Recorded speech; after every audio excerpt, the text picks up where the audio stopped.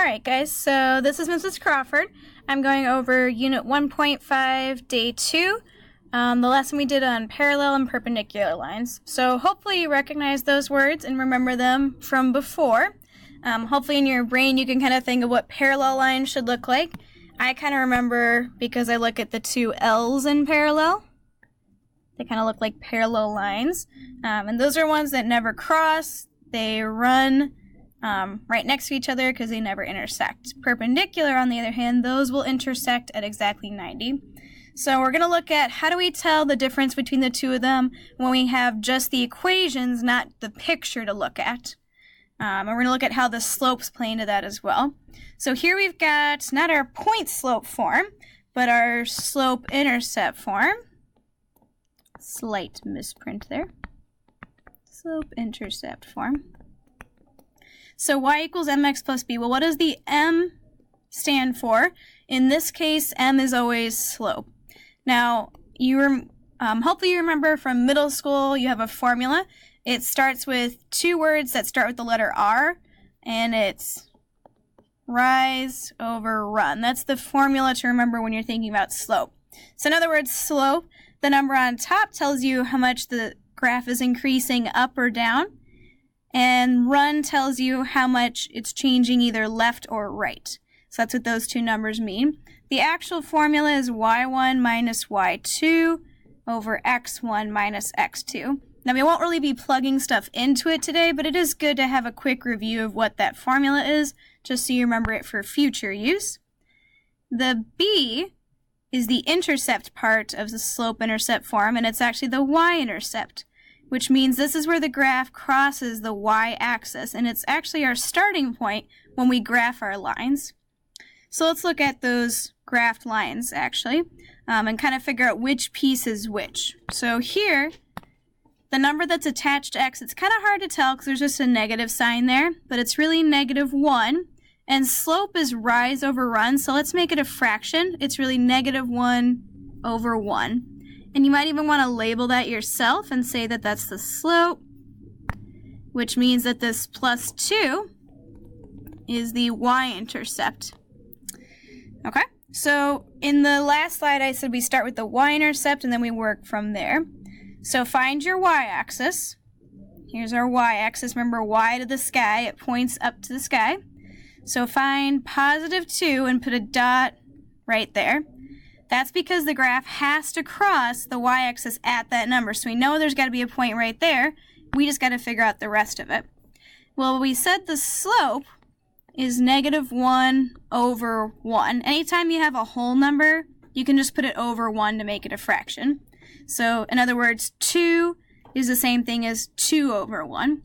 So remember, the top number is rise, which means either up or down.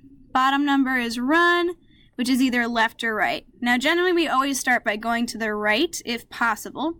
So -1 on top means that we're going to move down 1, and then +1 on the bottom means right 1. So starting at the green dot, go down 1, right 1, put a dot. Down 1, right 1, put a dot. And then just keep going for as far as the graph allows you.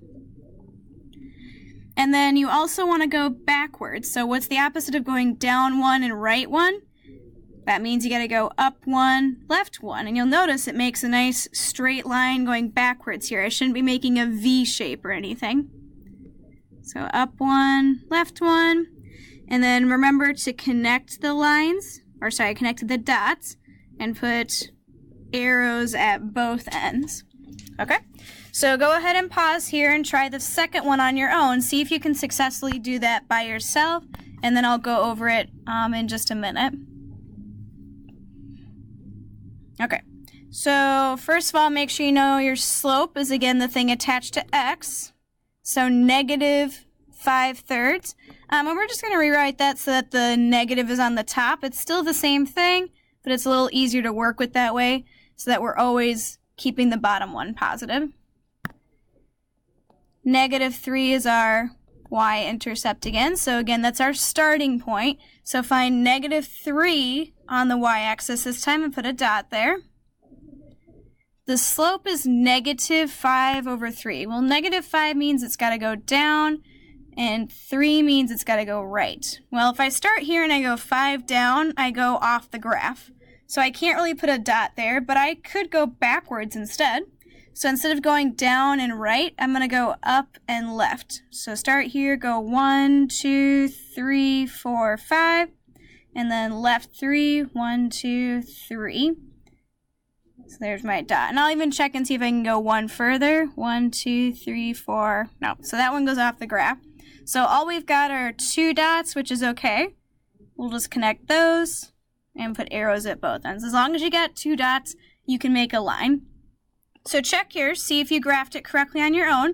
You should be able to, because graphing lines is absolutely review. This is something you learned in a previous year, so we're not really going to go into it very in depth.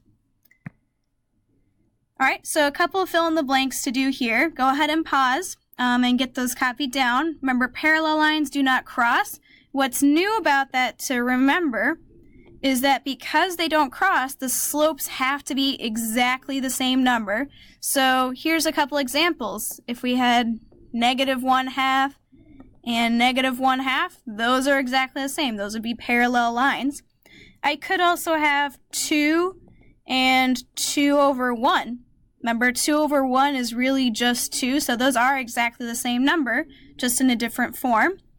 Or I could have -3/7 and -3/7. You kind of get the idea there. Might want to write those examples down for yourself. Perpendicular lines, on the other hand, have to cross at a right angle, which remember means just a 90-degree angle. And their slopes are a little bit trickier to pick out. They're not exactly the same. They are opposite reciprocals. So let's break down that phrase. Opposite just means that they have different signs. So automatically they have to be one positive, one negative. You can't have a positive and a positive and a negative and a negative. That's not going to work. Reciprocal means that they are flipped fractions of each other.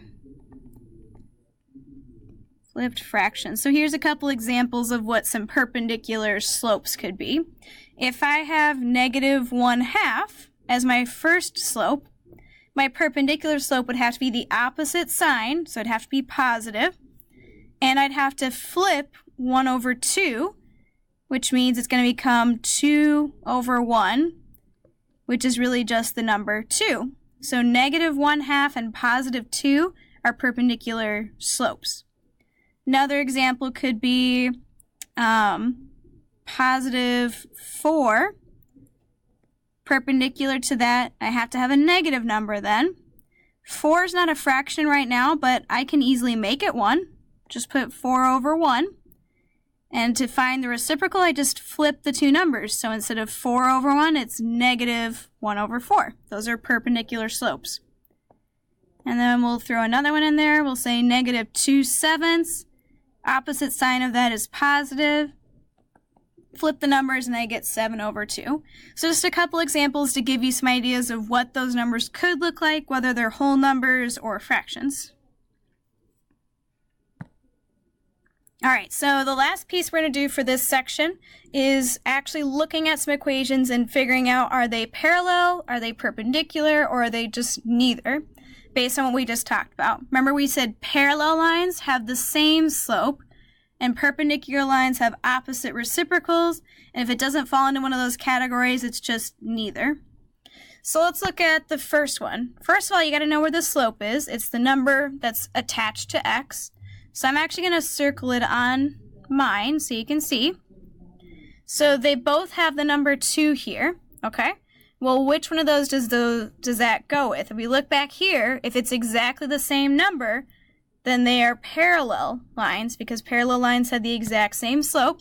I don't even care what this +8 and -12 is. It doesn't matter.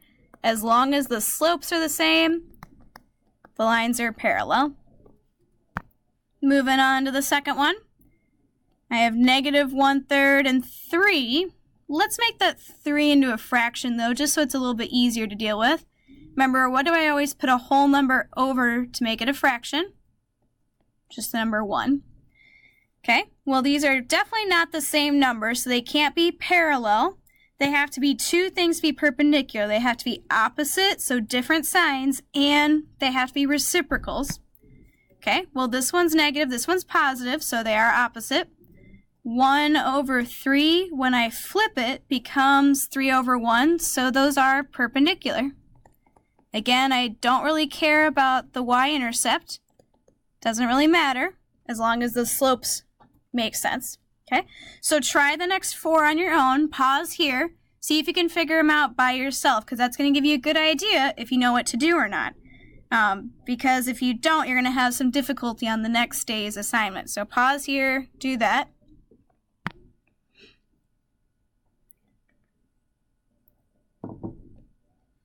All right, so I will show you what they should have been. Hopefully you tried them out and worked them on your own. Can't really tell if you did or not, but it's going to affect your learning if you just cheated. So hopefully you paused and tried it. So remember, here's our two slopes. They are the same number, but they have different signs. So they're not reciprocals.